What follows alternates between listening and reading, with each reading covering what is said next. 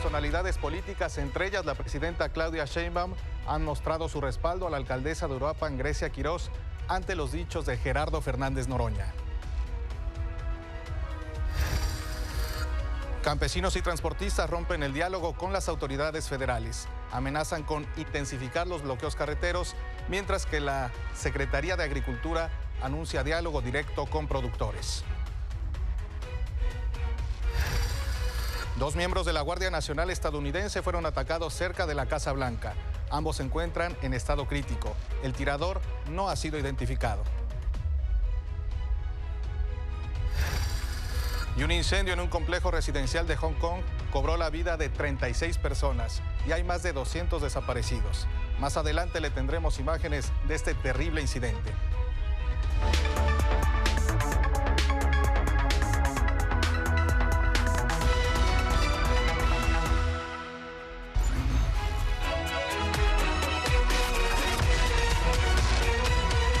Hola, muy buenas noches. A nombre de mi compañero Jaime Núñez, titular de este espacio informativo, le doy la más cordial bienvenida. Yo soy Gaspar Vela y vamos con toda la información.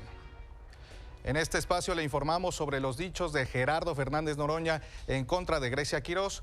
Hoy siguieron las condenas y regaños en contra del morenista por estos dichos, a los que se sumó la presidenta Claudia Sheinbaum.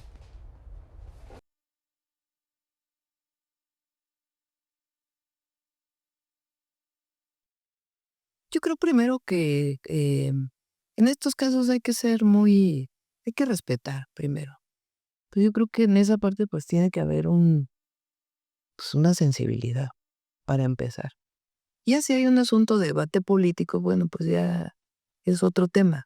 Y hay que, pues en momentos, ser solidario, estés de acuerdo o no estés de acuerdo. Pues eso llama queridurecia sería así, que me como yo, y no le diría al senador o decís en caso de que evite de alguna manera conducirse, como lo dije ayer, como espadera de quienes han estado. Bueno, nosotros en Michoacán, por cierto, después de lo que aconteció, suspendimos todos los eventos públicos, incluso fuimos menos protagonistas en redes sociales, prácticamente guardamos silencio porque entendemos el dolor de ese equipo y también, pues es pertinente también, porque aparte a todos nos sacudió lo que pasó en Michoacán, la indignación la compartimos en mucho y entendiendo este sentimiento, bueno, nosotros prácticamente no hemos dicho nada hasta ayer que yo empecé a comentar con algunos medios estas cosas, pero en general no hemos dicho nada. Hago un llamado al senador Noroña para que pida unas disculpas públicas por dirigirse no solo a la presidenta de Uruapan, sino también a una mujer viuda con más valores y más pantalones que usted, Grecia Quirós, donde usted se dirigió de manera vil y humillante al decirle que a ella le ganó la ambición y que quiere ser gobernadora de Michoacán. Y además le dijo que es fascista. Estos comentarios misóginos y con una enorme falta de sensibilidad al dirigirse a un ser que recién acaba de presenciar el asesinato del padre de sus hijos. No tiene nombre. Senador Noroña, le pido unas disculpas públicas. Por favor.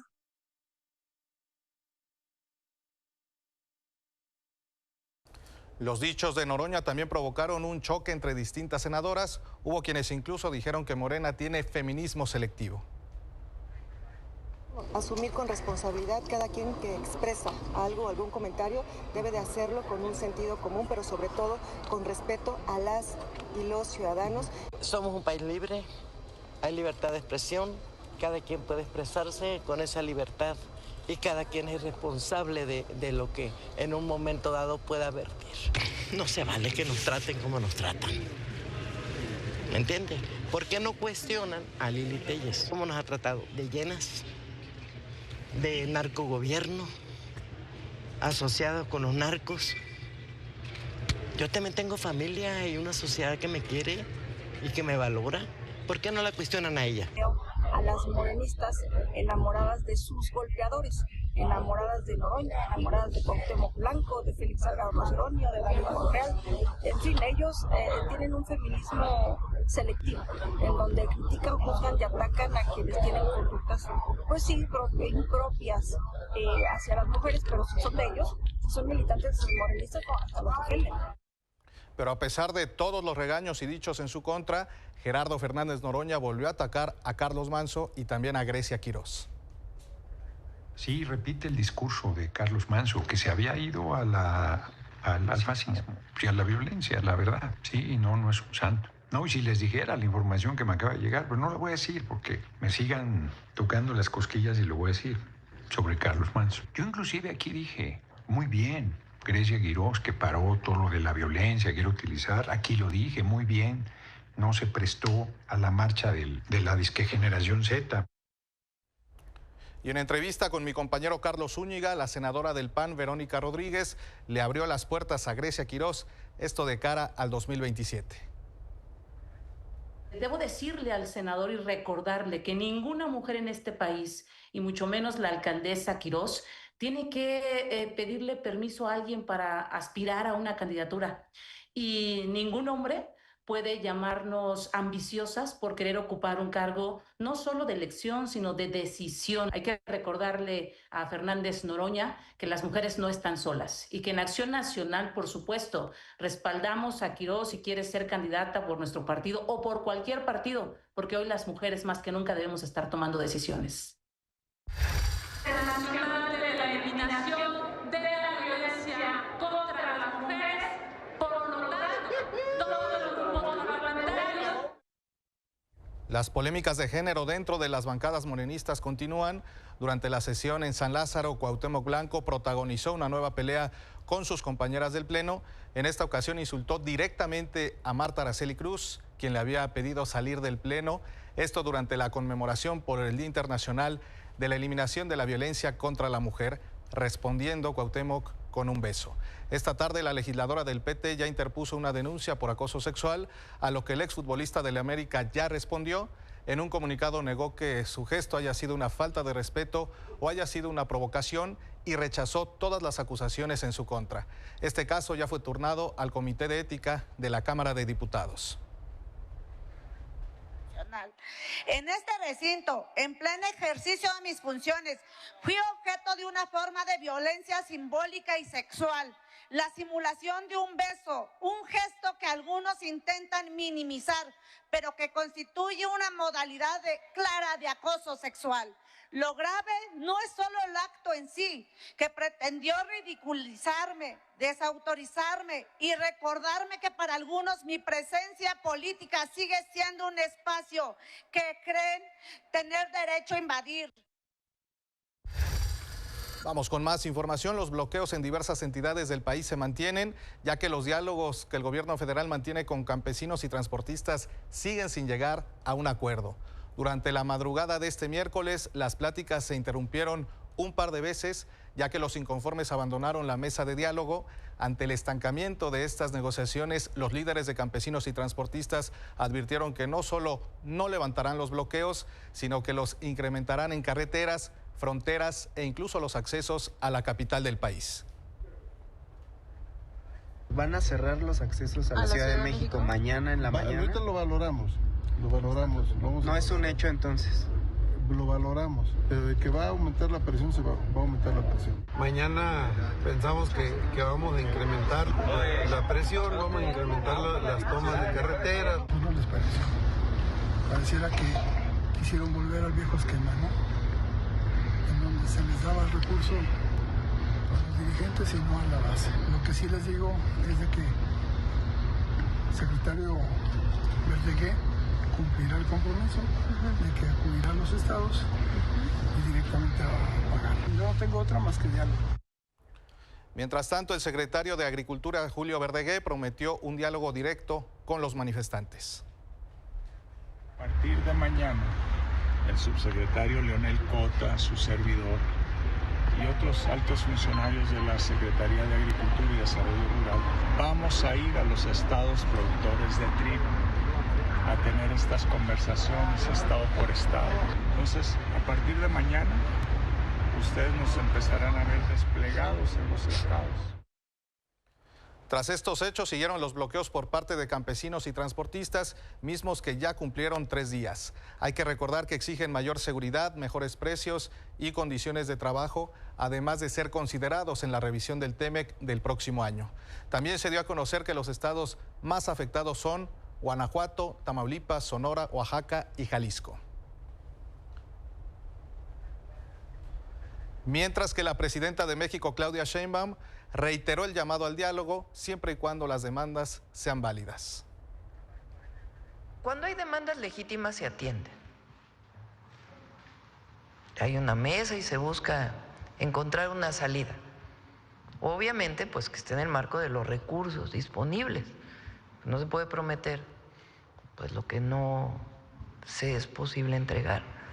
Nosotros acostumbramos a hacer compromisos, no promesas. Cuando no tiene que ver con un asunto político para generar algún problema nada más por generarlo, o cuando hay un tema que es la defensa de algún privilegio, pues entonces de todas maneras se les abre la mesa para platicar, pero pues hay cosas que no se pueden resolver. Vamos con más información. El Chilpancingo Guerrero, la madre de Kimberly Marisol Sánchez Merino, de 13 años, desaparecida desde el 1 de noviembre, reconoció el pantalón, los tenis y la dentadura del cuerpo hallado el 23 de noviembre en el Cerro del Huiteco, por lo que la familia tuvo que aportar muestras genéticas y esperar los resultados este viernes. Familiares y amigos de Kimberly marcharon hoy en el Zócalo de Chilpancingo para exigir justicia. Su madre también denunció retrasos en la emisión de la alerta Amber y la falta de apoyo inicial por parte de la Fiscalía de Guerrero. Conocí a mi hija por la vestimenta y la dentadura, lo cual siento que sí es mi hija. Y me da mucho coraje porque hasta el día de hoy yo les pedí el apoyo, presenté pruebas para que me ayudaran a encontrar a mi hija, pero pues no, yo no recibí nada. También en Chilpancingo, un día después de que el Consejo Consultivo de ese municipio realizó una conferencia para informar sobre la organización de la Feria de Navidad y Año Nuevo, esta mañana fue localizada una lona con mensajes amenazantes frente a la Escuela Normal Rafael Ramírez. El mensaje advertía que no se permitirán las celebraciones decembrinas, incluyendo la Feria de Navidad y el tradicional Paseo del Perdón. Además, incluía amenazas directas a funcionarios municipales. En respuesta, el gobierno de Chilpancingo solicitó nuevamente la intervención del gobierno federal para garantizar la seguridad en la capital y en las festividades del Bicentenario. Las autoridades municipales aseguran que Chilpancingo se resiste a vivir con miedo, pero aseguran que mantenerse de pie es difícil, por lo que piden hacer a un lado los colores partidarios y proteger a la población. Regresamos al tema de Carlos Manso. Durante la audiencia en contra de Jorge Armando N., alias el licenciado, al momento de rendir su declaración, el presunto autor intelectual del homicidio de Carlos Manso aseguró haber sido torturado, ser víctima de amenazas y que el día de su detención solo iba a un partido de fútbol de su hijo. Además, negó tener nexos con el cártel Jalisco Nueva Generación. El detenido mencionó ser licenciado en Ciencias de la Comunicación, antiguo trabajador de la Comisión Federal de Electricidad y también del Congreso de la Unión de la 64 legislatura. Y un juez impuso prisión preventiva a Jaciel Antonio, alias El Pelón, señalado de reclutar a los sicarios que asesinaron al alcalde de Uruapan, Carlos Manso.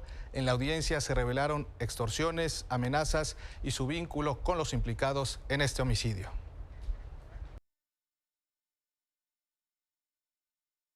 Por intentar sobornar a agentes de la Fiscalía Michoacana y la Secretaría de Seguridad y Protección Ciudadana, este martes, un juez dictó prisión preventiva a Jaciel Antonio N., alias El Pelón, quien presuntamente reclutó a los sicarios encargados de asesinar al alcalde de Uruapan, Carlos Manso. Durante la audiencia de más de 3 horas, se revelaron los nexos de El Pelón con Víctor Manuel y Josué, implicados en el homicidio, el primero como tirador y el segundo como cómplice. La parte acusatoria expuso que los 3 se conocieron en la misma clínica de rehabilitación en Uruapan, donde El Pelón trabajaba como personal administrativo, aunque, en su momento, él también fue anexado por su adicción a las metanfetaminas.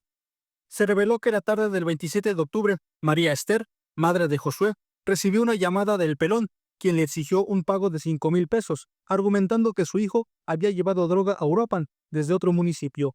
Como ella se negó, por la noche el sujeto llegó a su casa y subió la suma a 10,000 pesos, porque la familia de Víctor Manuel, quien mató a Manso y era amigo de Josué, también se había negado a pagar la extorsión que pedía el Pelón, como castigo por meter al municipio droga de otro cártel.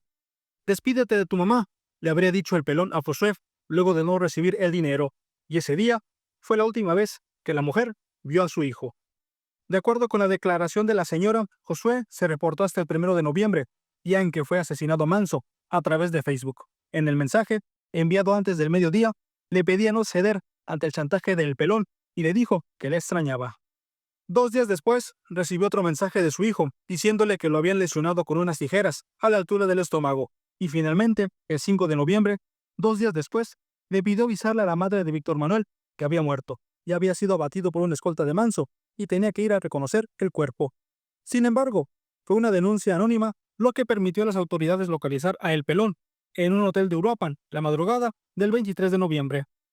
El presunto criminal está recluido en el penal de Mil Cumbres, en Morelia, y su situación jurídica será definida en otra audiencia programada al mediodía del domingo. Desde Michoacán, para Milenio Noticias, César Cabrera.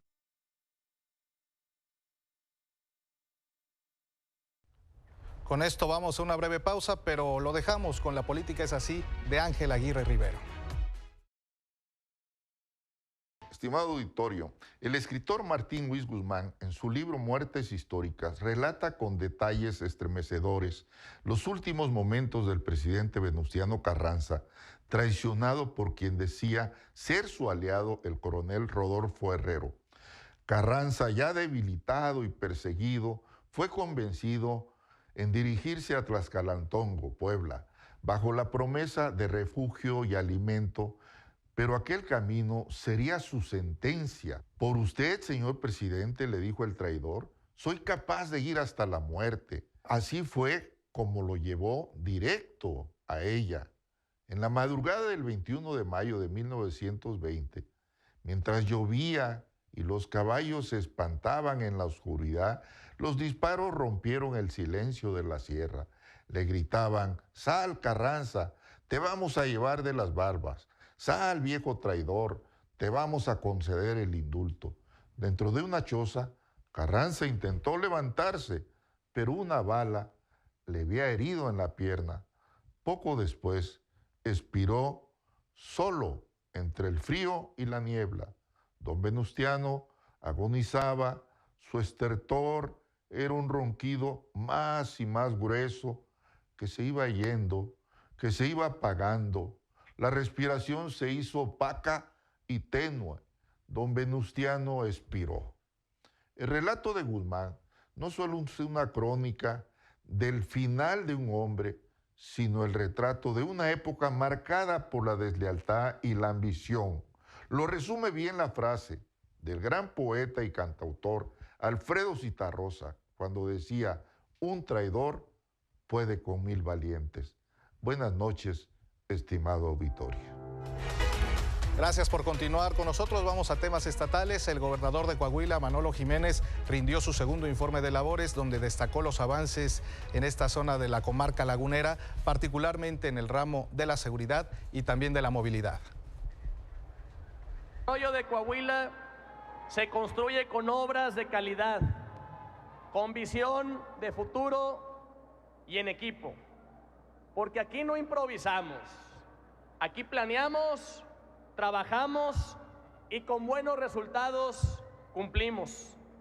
Con una inversión de 3,000 millones de pesos en 2 años, estamos construyendo y entregando grandes obras en todas las regiones de nuestro estado. En La Laguna estamos llevando a cabo un gran programa de recarpeteo.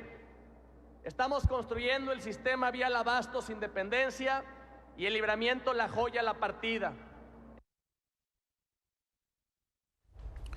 Y en el estado de Hidalgo, esta tarde la presidenta Claudia Sheinbaum presentó una iniciativa para impulsar la soberanía tecnológica en nuestro país. Vamos a platicar sobre este tema con el gobernador de la entidad, Julio Menchaca. ¿Cómo está, gobernador? Muy buenas tardes, muy buenas noches. Muy buena tarde, a sus órdenes.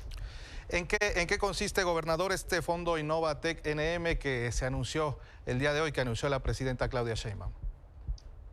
Muy importante. Hoy vino la presidenta a la ceremonia de la Cumbre Nacional de Desarrollo Tecnológico, Emprendimiento e Innovación, Innovatec.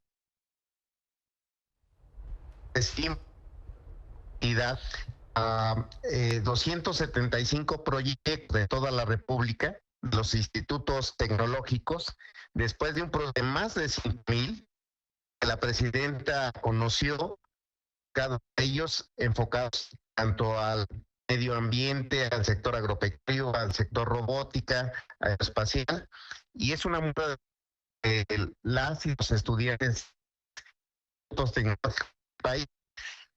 Hizo dos importantes. Vamos a recuperar en unos momentos más la comunicación con el gobernador del estado de Hidalgo, Julio Menchaca, quien estuvo en esta presentación encabezada por la presidenta Claudia Sheinbaum de este fondo Innovatec NM. Ya nos decía el gobernador Julio Menchaca que se trata de 275 proyectos que van a formar parte de este fondo Innovatec NM. También en este evento, allá en Pachuca, la presidenta Claudia Sheinbaum resaltó los avances que ha habido en Hidalgo en materia de innovación educativa y también conectividad. La presidenta Claudia Sheinbaum dejó claro que habrá también mayor presupuesto en esta materia de innovación educativa. Y recuperamos ya la comunicación con el gobernador Julio Menchaca. Nos platicaba, gobernador, acerca de este Fondo Innova. Son 275 proyectos que están inscritos hasta este momento. Sí, después de un proceso, Gaspar, en donde participaron institutos tecnológicos de todo el país, se seleccionaron 275 proyectos, de la cual la presidenta fue testigo. Y lo importante de esto es el anuncio de la titular del Ejecutivo, de nuestra presidenta Claudia Sheinbaum, de un fondo especial para financiar el desarrollo de esos proyectos. Y además también un compromiso del Instituto Mexicano de la Propiedad Industrial para también avanzar en las patentes y en los registros de propiedad intelectual. Es un anuncio muy importante para la innovación, pero sobre todo para el desarrollo de todos estos proyectos de jóvenes muy talentosos, muy valiosos. Hoy conocimos quienes han participado en concursos internacionales fuera del país, particularmente en los países asiáticos, en robótica, en distintos países con muy buenos resultados. Hay mucho talento en la juventud hidalguense, Gaspar. Gobernador, ¿de cuánto será este fondo? ¿Cuál será la inversión precisamente para este Fondo Innova? Está proyectando la presidenta, tuvo una reunión después del evento con el secretario de Educación y con la secretaria de Ciencias. Van a checar con el presupuesto, pero van a permitir que todo este esfuerzo de los jóvenes tenga una buena causa. Me comentaba la presidenta la dificultad que existe, porque ella es una mujer científica, que desde el trabajo que hizo como investigadora, como catedrática en la UNAM, pues muchos de estos proyectos se han quedado en el camino por falta de financiamiento. Entonces ya dio las instrucciones para que exista el dinero suficiente, se lo mencionó al director del Instituto Tecnológico de México, para que a partir del año que entra exista ese financiamiento y que pueda estar respaldando estos proyectos. Gobernador, ¿cuántos jóvenes estarían participando en el total de estos proyectos hasta este momento? Bueno, imagínense todo el universo de los institutos tecnológicos del país. Cuando menos nosotros conocimos estos 275 stands, en donde fue una muestra precisamente de muchísimo tiempo con el apoyo de sus catedráticos, y significarlo en la sustitución de tecnología de otros países. Hay verdaderamente aspectos innovadores. Particularmente nos sorprendió del medio ambiente y de el cumplimiento de la Agenda 2030 que tiene nuestro país para poder estar en el contexto internacional resolviendo los problemas ambientales. También la presidenta anunció el fortalecimiento del Tecnológico Nacional de México, ubicado en su entidad, gobernador. Sí, pero no solamente en la entidad, aquí fuimos sede de esta cumbre nacional, pero ya anunció un incremento sustancial en el presupuesto de todo el sistema educativo y particularmente de los institutos tecnológicos.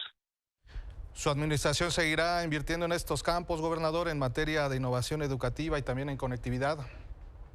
Desde luego, le quiero comentar, Gaspar, que el 46% del presupuesto del Estado de Hidalgo va dirigido a la educación.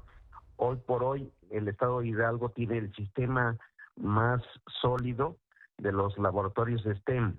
Entonces, se está invirtiendo una buena cantidad de recursos en la educación, porque los proyectos que ha anunciado la presidenta, el plan hídrico, el tren Pachuca-Aifa y los polos del bienestar, van a requerir personal bien preparado y es una posibilidad enorme de realización personal y profesional de nuestros estudiantes.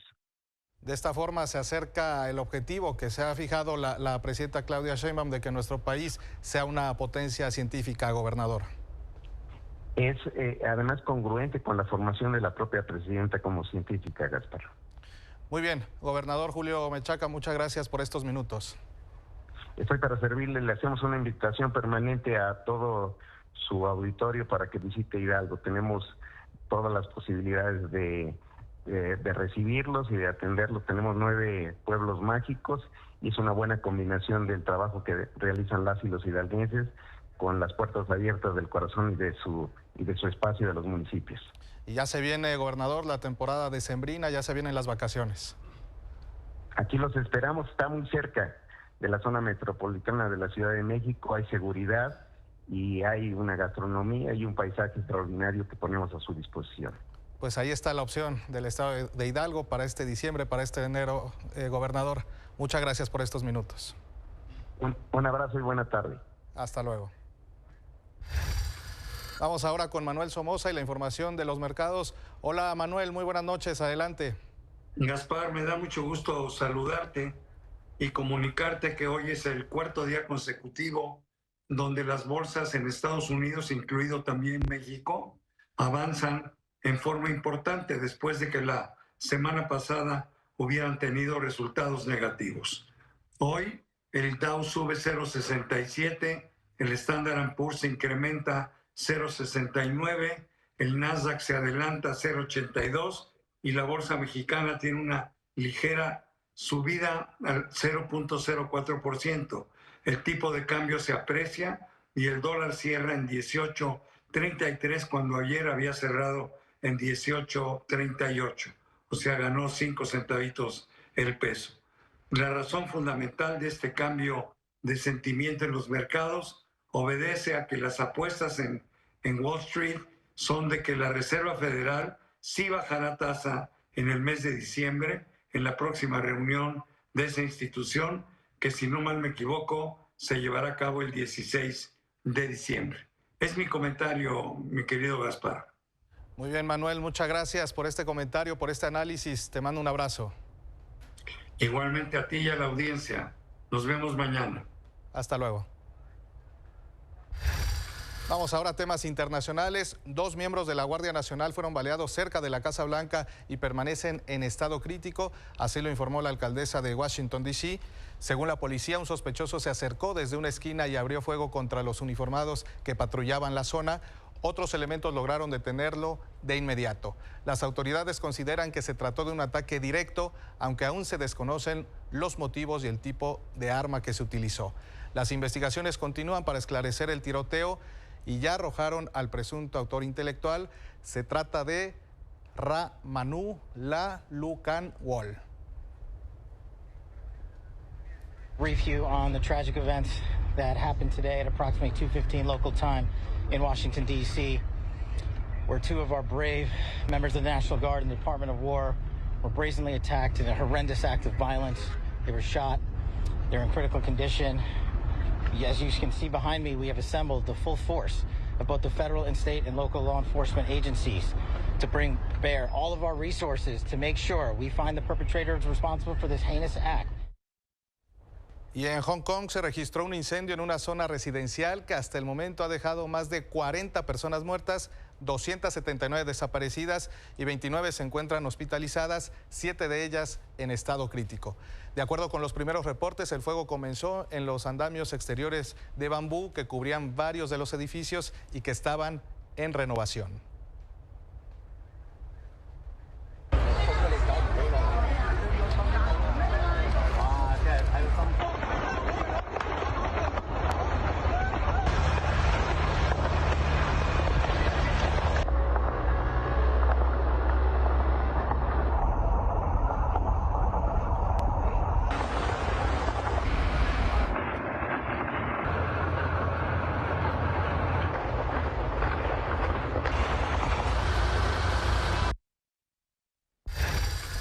Vamos ahora a temas judiciales. Un juez federal ordenó la aprehensión del empresario Raúl Rocha Cantú, copropietario de la franquicia Miss Universo, esto por presuntos vínculos con la Unión Tepito y el Cártel Jalisco Nueva Generación. La orden emitida el 15 de noviembre lo acusa de delincuencia organizada, tráfico de armas e hidrocarburos. Sin embargo, la captura no se ejecutó porque Rocha Cantú se acogió a un criterio de oportunidad y coopera como testigo con la FEMDO. El juez también ordenó la detención de al menos 9 personas más ligadas a una red dedicada al tráfico de armas, lavado de dinero y operaciones ilícitas con hidrocarburos, según una denuncia anónima que detonó en esta investigación. Con esto vamos a una breve pausa, pero no se vaya, tenemos más.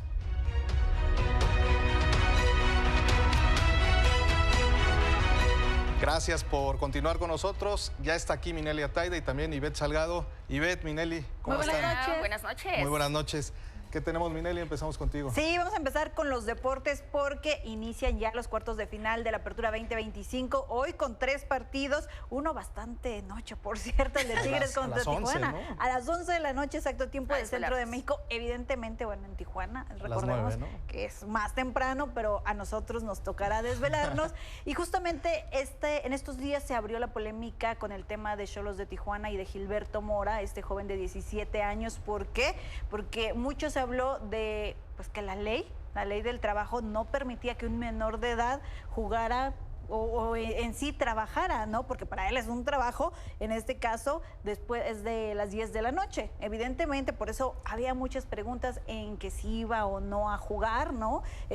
Aquí les traemos justo los detalles porque queremos ver y analizar bien el artículo en el que pues especifica que sí, que no y por qué sí, ¿no? A ver, vamos a verlo. Aquí tenemos el artículo 175 bis, la Ley Federal del Trabajo, dice que queda prohibida la utilización del trabajo de los menores de 18 años en establecimientos no industriales después de las 10 de la noche, en expendios de bebidas embriagantes de consumo inmediato, cantinas y tabernas, así como centros de vicio. Esto es lo que dice el artículo 175 de la Ley del Trabajo. No pueden los menores de edad, pues obviamente trabajar, ¿no? En estos horarios tenemos seguramente el otro artículo donde pues evidentemente abre la posibilidad y de por qué hoy Gilberto Mora pues sí va a estar en la cancha, ¿no? O sea, no tiene ningún impedimento porque justamente decía que este artículo que cuando el padre o los padres estén supervisando la labor o el trabajo justamente de,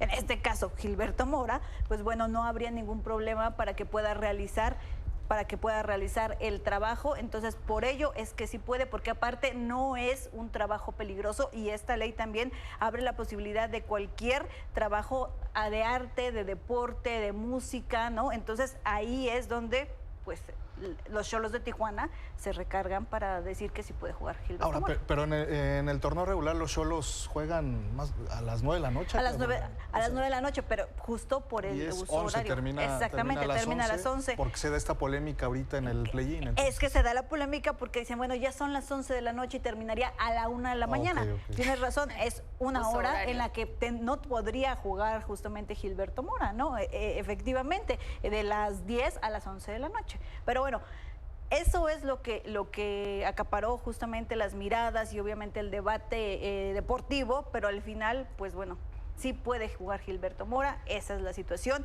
En cuanto a los siguientes partidos, pues bueno, ya se está jugando el Juárez frente a Toluca en este momento, es la ida, recordemos, de estos cuartos de final, van empatados sin goles. También está Monterrey frente al América, ese se juega a las 9 de la noche con 10 minutos, y también les decía, los Xolos contra Tigres, que juegan a las 23 horas, perdón, ya ves, la costumbre de decir 23 horas, y ya tenemos ahora sí el paréntesis de este artículo, que justamente es el que permite a Gilberto Mora, pues bueno, tener actividad. Vamos a verlo, es lo que dice: no se considerará trabajo las actividades que bajo la suspensión, el cuidado y la responsabilidad de los padres, tutores o quienes ejerzan la patria potestad realicen los menores de 15 años relacionados con la creación artística, el desarrollo científico, deportivo o de talento, la ejecución musical o la interpretación artística en cualquiera de sus manifestaciones, es lo que dice. Es decir, pues bueno, no hay ningún problema, porque aparte es un tema deportivo,